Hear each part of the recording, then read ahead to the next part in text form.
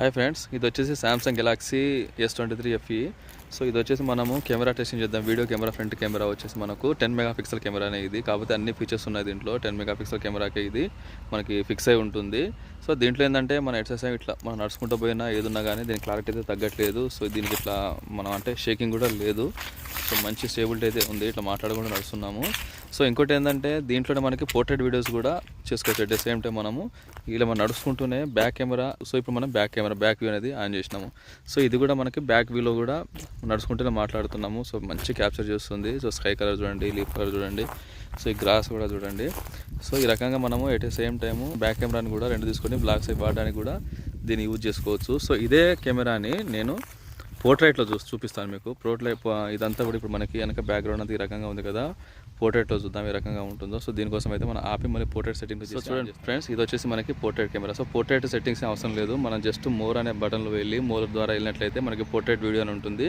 So అక్కడ నుంచి మనం దీన్ని పోర్ట్రేట్ ద్వారా రికార్డ్ చేసుకోవచ్చు. సో చూసారు కదా, అంటే మనకి ఎక్కువ అంటే వేరే సిచ్యువేషన్లో పోయినప్పుడు చాలామంది మనకు డిస్టర్బెన్స్గా ఉంటారు కదా.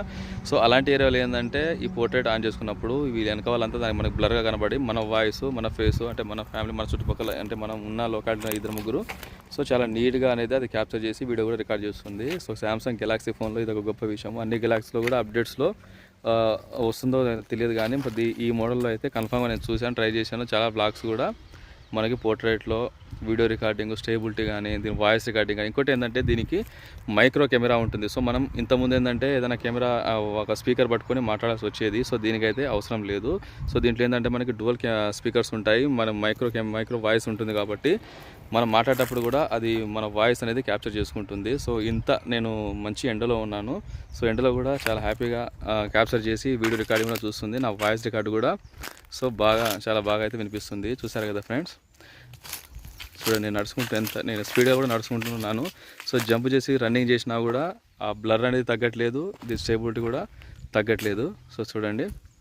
సో ఇది ఫ్రెండ్స్, ఇలాంటి వీడియోస్ అయితే మనం అప్పుడప్పుడు చూసుకుంటూ ఉంటాము. సో బ్లాగ్స్ చేసేటప్పుడు కానీ, వీడియో రికార్డ్ చేసేటప్పుడు కానీ, సో ఎక్కువ మంది ఉన్నప్పుడు మనం బ్లర్లో కూడా, పోర్ట్రేట్లో కూడా మనం రికార్డ్స్ అనేది ఈ రకంగా వీడియో రికార్డ్ చేసుకోవచ్చు.